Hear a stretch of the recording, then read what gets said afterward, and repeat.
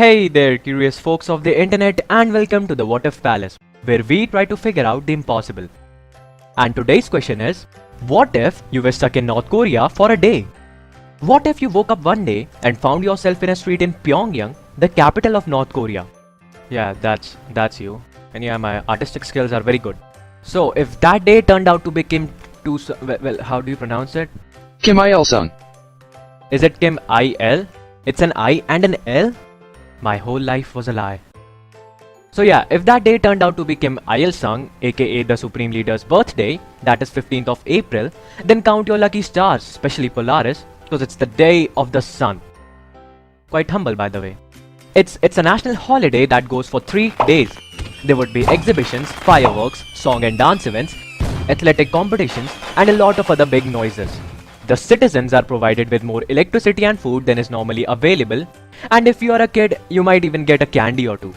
But if it's any other day, well, prepare to face a totally different calendar. Well, not totally different, but a change in the year name. North Korea follows the North Korean calendar, or the Juche, or the Jewish calendar. Well, I'll pronounce it as Jewish with a J, so yeah. Jewish is an ideology proposed by Kim Il-sung and followed by the North Koreans. The calendar started from 1912, marking the year as Jewish one. Why 1912? It was the Supreme Leader's birth year. According to that, 2017 would be Jewish 106.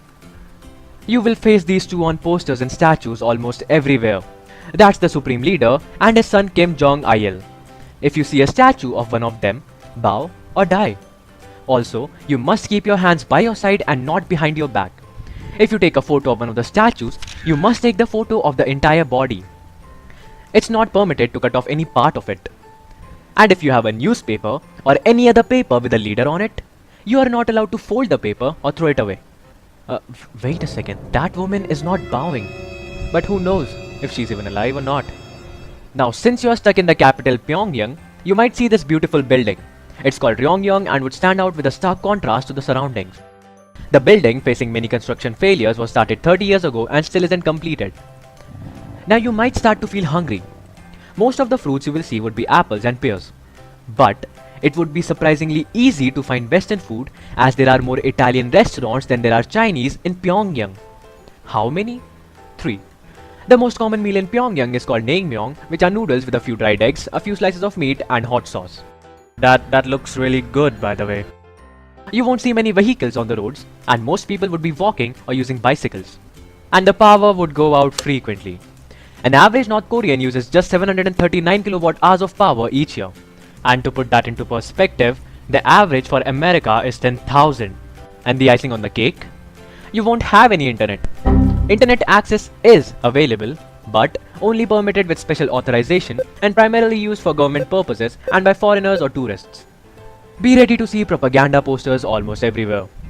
Most of them show the leaders as gods and messiahs, and the others portray South Korea and the United States in a negative way. Many of them also emphasize on the importance of military first. You won't just see posters. The propaganda is spread through art, music, films, the media, leaflets, pamphlets, and so many other things. And God forbid you show any disrespect towards the nation, its leaders, or its symbols. Want to boast to your friends that you did this in front of one of the supreme guys? Guess what? You will be in jail and probably dead before you click that photo. You don't want that to be written on your grave, do you? And remember, capital punishment is a legal and often used form of punishment in North Korea for many offenses such as grand theft, murder, drug smuggling, treason, or even piracy. Fun country. So you survived all this and the sun would be setting for the day, but it would not be the only thing.